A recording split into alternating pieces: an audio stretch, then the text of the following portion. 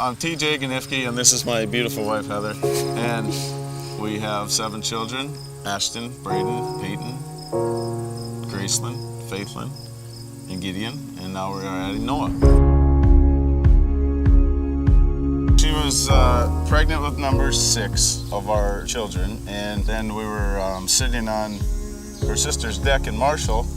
A friend of Heather's goes on to say that her sister lives in Missouri and she's having some issues, and she was asking us, would you guys be willing to take on more children? What we told her on the initial spot is, well, we'll just talk about it and pray about it and kind of get back to you. So that's what we did, just went home and talked the whole way home. And I didn't even tell TJ this, but I just prayed big prayers that God would use our family, that something would happen.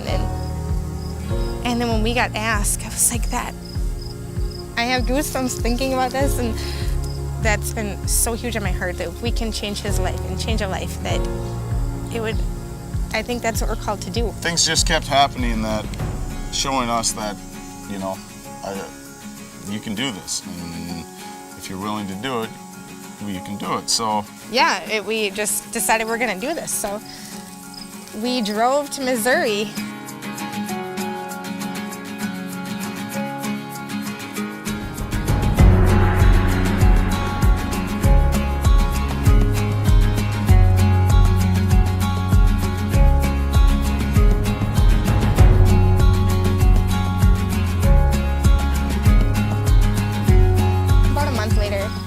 Noah was kind of sad. It was the first time I had really seen him really, really sad. And I asked him, you know, what's going on, buddy? And he said, well, everybody here calls you guys Mom and Dad.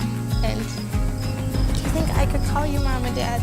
So that, it changed our hearts. And we loved him from the beginning, but I think that's when we were like, yeah, that was a big deal to us. That was, I think, things kind of really changed, and he felt like he was really part of our family at that point, and the other kids were, that's their brother.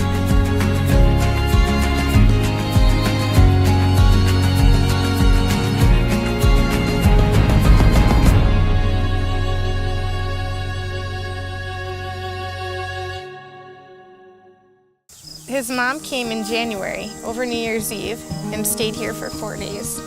And she spent a lot of time with us and really got to know her. And that was it was really great. And at that point, she asked us if we would consider keeping him for another year. And she's still working on things at home, and she's gonna take him back in a year. And so we, of course, said yes, but kind of questioning, you know, that'll be 2 years he's with us. What's this gonna look like? We can't imagine him leaving now. But we said, yeah, we would do that. And then even like right after she left, we had Gideon then, and he's just been so part of so many big life-changing events, and we just couldn't imagine him leaving. And so we just kept praying that God would open another door. And then about 3 weeks ago, we were on the phone talking, and she said, I've been praying about this. She asked if we would be open to adopting him, and that's something that we have been praying about for a while. And when she mentioned it to me and we talked about it and prayed about it and said, yeah, we're willing, we want to do this. We knew we wanted to, but yeah, we're going to. But we wanted to ask him.